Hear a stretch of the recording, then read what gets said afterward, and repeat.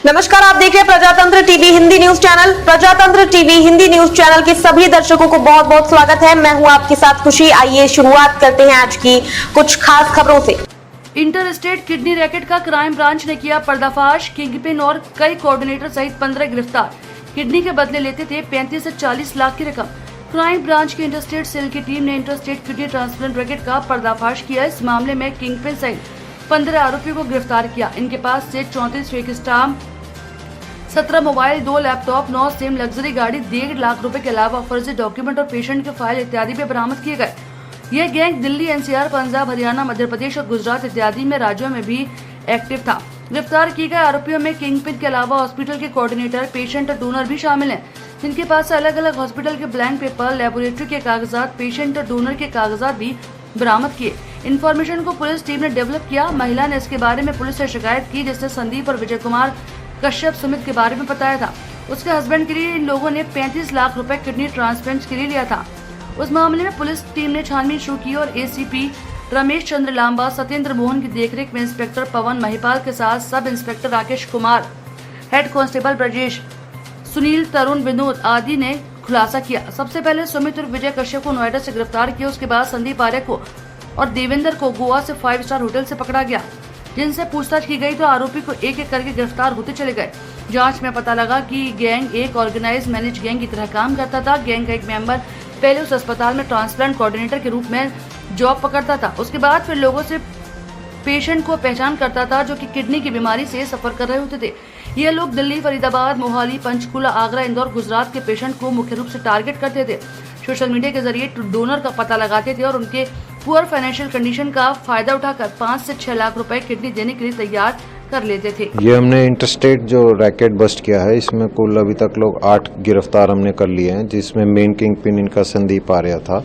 ये basically patients और donors को आइडेंटिफाई करते थे अपने अलग अलग दोस्त गैंग मेंबर्स के थ्रू या सोशल मीडिया के थ्रू, और फिर उनके नकली कागजात बनवा के एज रिलेटिव्स दिखाने के लिए कमेटी में, और फिर उनके कागजात बनवा के उनका आगे जाके ट्रांसप्लांट करवाते थे। तो इसमें जनरली ये जो संदीप है पेशेंट से 35 से 40 लाख रुपए लेता था पर एक ट्रांसप्लांट के लिए, जिसमें की सारी कॉस्ट में इंक्लूडेड होती थी।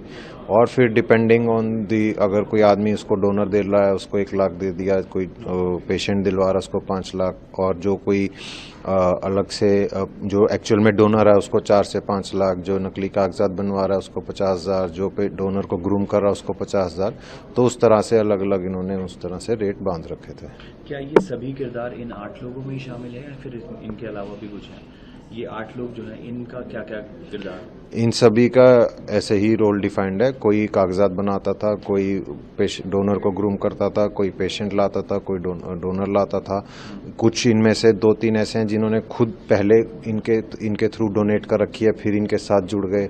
एक ऐसा है जिसने अपनी वाइफ को किडनी दिलवाई थी इनके थ्रू, फिर इनके साथ जुड़ गया कि 2 पेशेंट और दिलवा दिए। तो इस तरह से इनका नेक्सस था।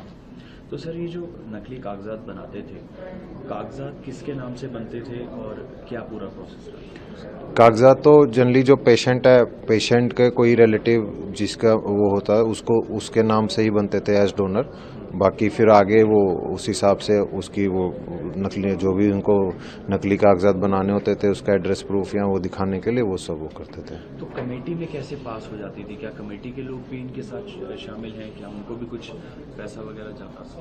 अभी तक ऐसा कोई इनके पूछताछ में या जो भी डिटेल्स आई हैं उनमें नहीं आया है। अब कागजात वगैरह उनको एग्जामिन करेंगे, उसमें कुछ आएगा तो बिल्कुल कार्रवाई की जाएगी। सर, कितने लगभग हॉस्पिटल्स में और कितने लगभग स्टेट्स में ये अभी चल रहा था इनका?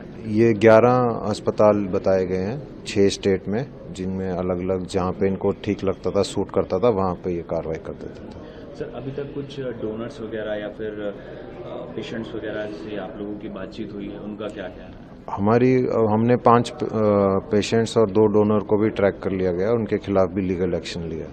तो इसमें कोई कंप्लेंट भी मिली आपको सर?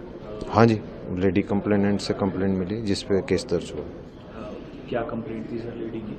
वही कि ये संदीप आर्य नाम के आदमी ने 35 लाख रुपए लिए और ट्रांसप्लांट करवाने के लिए, जो कि नहीं हुआ।